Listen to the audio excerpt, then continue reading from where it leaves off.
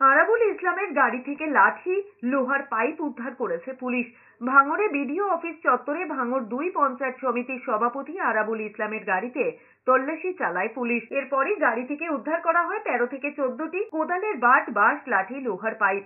অশান্তি পাকানোর চেষ্টায় আরাবুল গাড়ি করে এগুলো এনেছিলেন বলে মনে করছে পুলিশ। তল্লাশির জন্য গাড়ি থামাতে আরাবুলের সঙ্গে তর্কাতর্কিতে জড়িয়ে পড়ে পুলিশ। তার অনুগামীরা বাধা দিলে পুলিশের সঙ্গে ধস্তাধস্তি বেঁধে যায়। যদিও পরে তল্লাশিতে গাড়ি থেকে কোদালের বাট, বাঁশ, লাঠি, লোহার পাইপ উদ্ধার করেছে। যদিও আরাবুলের ছেলে হাকিমুল ইসলামের দাবি পতাকা লাগানোর লাঠি আনা হচ্ছিল গাড়িতে।